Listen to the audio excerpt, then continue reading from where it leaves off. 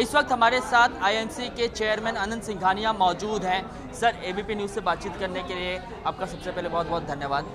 वित्त मंत्री निर्मला सीतारमण ने बजट पेश किया है, पहली प्रतिक्रिया क्या है आपकी? देखिए, मेरे हिसाब से इन्होंने जो कैपिटल आउटले किया है 33% इंक्रीज़ कर दिया है। 7.5 लाख करोड़ का जो बजट था ये साल का, उसको 10 लाख करोड़ कर दिया है। That's very very favourable. Market सोच रहा था 8 से 9 लाख करोड़ का कैपिटल आउटले होगा। खाली बजट इज़ नॉट इनफ क्योंकि अभी इस साल का 7.5 में से करीबन 5 लाख करोड़ का स्पेंडिंग हुआ है, तो डेफिनेटली ये स्पेंडिंग जाएगा तो इससे डेफिनेटली इम्पैक्ट होएगा। इसके अलावा 10 लाख करोड़ के अलावा उन्होंने 1.3 लाख करोड़ दिया है to the various states to ensure कि स्टेट फंडिंग होए। सब मिला के 13.7 लाख करोड़ का कैपिटल आउटले है।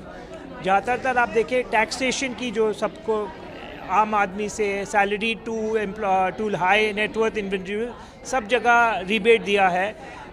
जो बेसिक लिमिट था जहां 5 लाख के नीचे आपका इनकम था, ज़ीरो टैक्स था, अभी उन्होंने 7 लाख कर दिया है। इसमें पैसा बचेगा। उन्होंने जो बेसिक था कि 2.5 लाख का 3 लाख कर दिया है। एंड आप देखे जाए तो एट द टॉप जो 37% सरचार्ज था, India was very expensive to do business.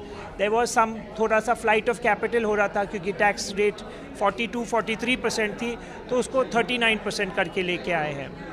Sir, ये कहा गया कि तमाम चुनौतियों के बाद भी जो जीडीपी का ग्रोथ रेट है वो एक्सपेक्टेड है 7% के लिए। इसको आप किस तरीके से देखते हैं? आप देखेंगे वर्ल्ड ओवर तो डी ग्रोथ है काफ़ी इकोनॉमीज़ में। वॉर से फ्यूल प्राइस इंक्रीज़ के लिए, फ्यूल शॉर्टेज के लिए पूरा यूरोप इज़ शेकी। तो यूएस को भी देखें तो आप देखेंगे 2023-24 का जो प्रोजेक्टेड है वर्ल्ड बैंक का 3% वर्ल्ड ग्रोथ है एंड इंडिया का 6.5% है। तो India is doing very much better than the world. Even China से भी अधिक ग्रोथ नंबर्स हैं और मुझे लगता है कि ये नंबर ज़रूर इंडिया लेके आएगी in terms of growth. Sir, अगर टैक्स की बात करें तो 5 लाख रुपए तक को बढ़ाकर अब 7 लाख कर दिया, यानी कि 7 लाख रुपए की कमाई तक कोई टैक्स नहीं देना होगा। तो एक दूसरा इसमें ये फार्मूला है कि आप अगर 3 से 5 कमा रहे हैं तो उसमें 5% तक का, 6 कमा रहे हैं तो 5% तक का टैक्स देना पड़ेगा। इसको आसान भाषा में सर समझा दीजिए आम जनता के लिए। जो मुझे समझ में आया है कि ये गवर्नमेंट चाह रही है कि हर आदमी न्यू टैक्स रेजीम में जाए जिसमें एग्जेम्पशंस निकल जाते हैं एंड कंप्लायंस आसान रहता है। तो पिछले 9 साल में गवर्नमेंट ने 39,000 कंप्लायंसेस कम कर दिए, पर फिर भी अभी के हिसाब से देखें तो 1500 लॉ है बिज़नेस करने के लिए जो उन्हें कम करना पड़ेगा।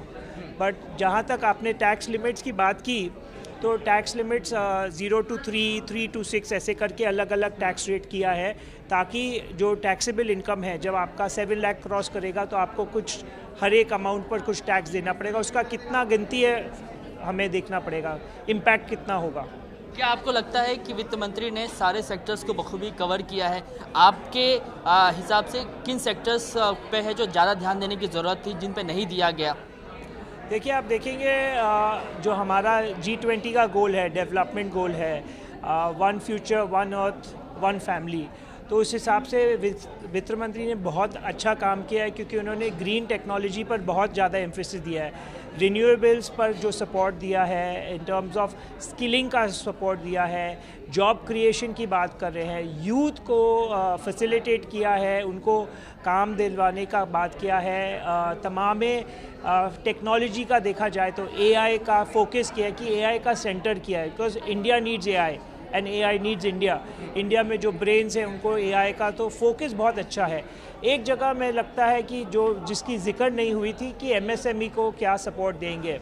कुछ हिस्सा उन्होंने एमएसएमई के लिए कुछ रिबेट किया है, जो भी उन लोग ने डिफ़ॉल्ट किए थे ड्यूरिंग कोविड उनको 95% वापस देंगे।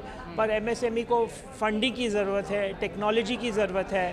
पीएलआई स्कीम्स बहुत अच्छे चल रहे हैं जो मुझे समझ में आया है, पर कुछ और सेक्टर्स में पीएलआई एक्सटेंड करना के प्रपोजल्स गए हैं। आई होप कि गवर्नमेंट वो उन्हें देखेंगे। एक अंतिम सवाल sir, on a scale of 10 आप कितना इसको नंबर देना चाहेंगे? इस वित्तीय बजट से आप कितने खुश हैं? और अगर नंबर की बात करें तो 10 में से कितने नंबर देना चाहेंगे? मैं पर्सनली 8 देना चाहूँगा क्योंकि मैंने इसमें काफ़ी जगह में इन्होंने बहुत पॉइंट्स पर बहुत सोच समझ के किया है। एक चीज़ है जैसे कि मोबाइल फ़ोन है जो हम नेट इंपोर्टर रहते थे, अभी हम एक्सपोर्टर बन गए हैं। तो जो गवर्नमेंट की पॉलिसी है कि हर एक चीज़ जो इंपोर्ट कर रही है उसको कैसे हम लोकली प्रोड्यूस करके मेक इन इंडिया, आत्मनिर्भर भारत करके उसको एक्सपोर्ट करें। और जो भी उन्होंने ट्वीकिंग की है कस्टम ड्यूटी में भी, उसको भी सोच समझ के की है कि जो इनपुट्स हैं उस पर ड्यूटी कम की है। जैसे मोबाइल फ़ोन के पार्ट्स पर ड्यूटी कम की है, मोबाइल फ़ोन पर नहीं। टेलीविज़न के पार्ट्स पर ड्यूटी कम की है, टेलीविज़न पर नहीं। तो चाहते हैं कि इंडिया का प्रोडक्शन रहे, India remains competitive in the global world. धन्यवाद सर हमसे बात करने के लिए। कैमरामैन जावेद के साथ कृष्णा ठाकुर, एबीपी न्यूज़, मुंबई।